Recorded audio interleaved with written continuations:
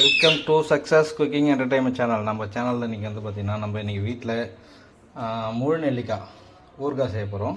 ஓகேங்களா? அதுக்கு வந்து பார்த்திங்கன்னா முழு நெல்லிக்காய் வேக வச்சு அதை விதை எடுத்து வச்சுருக்கோம்.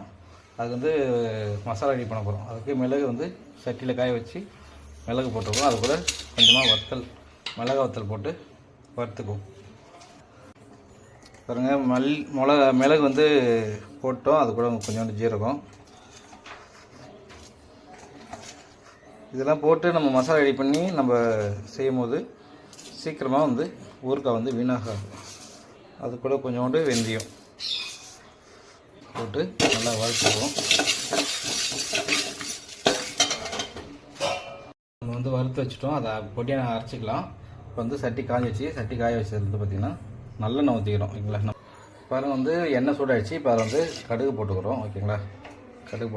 கடுகு வந்து வெடிக்கிட்டோம். பாருங்கள், எண்ணெய் கடுகு பொரிஞ்சிச்சு. இப்போ அதில் வந்து நம்ம நெல்லிக்காயை போட்டுக்கிறோம். ஓகேங்களா?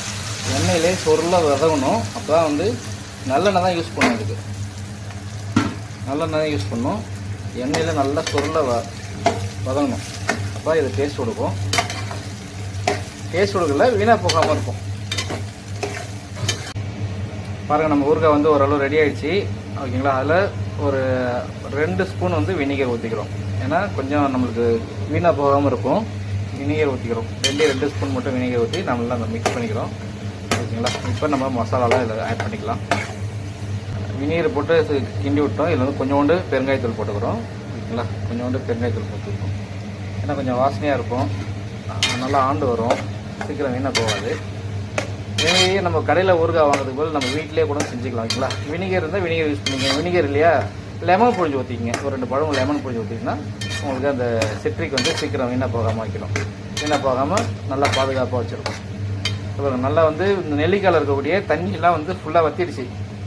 நெல்லிக்காயில் இப்போ ஈரமே கிடையாது, ஃபுல்லாக எண்ணெய் தான். அதனால் இது நல்ல லைஃப் வரும். ஓகேங்களா? பாருங்கள், நம்ம மிக்சியில் வந்து அரைச்சி வச்சுருக்கோம். முன்னாடி பொடி பண்ண மசாலாவை அதை நம்ம இப்போ சேர்த்துக்குவோம். சேர்த்துக்கிட்டு நல்லா மிக்ஸ் பண்ணிப்போம்.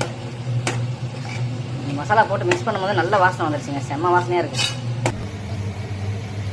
இது கூட வந்து பார்த்திங்கன்னா காஷ்மீர் மிளகாத்தூள் போட்டிருக்கோம். ஓகேங்களா? காஷ்மீர் மிளகாத்தூள் போட்டுக்கிறதுனா கலருக்கு மட்டும் தான், காரம் வராது. இதில் இதுமாரி நல்லா உங்களுக்கு யூஸ்ஃபுல்லான வீடியோஸ் வேணும், டிஷ்ஷஸ் வேணும்னா கமெண்ட் செக்ஷனில் உங்களுக்கு என்ன டிஷ் வேணும்னு சொல்லுங்கள். ஓகேங்களா? அதை நல்லா தெளிவாக கிளியராக எடுத்து செஞ்சு போடுறோம்.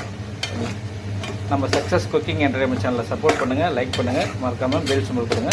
Thanks for supporting.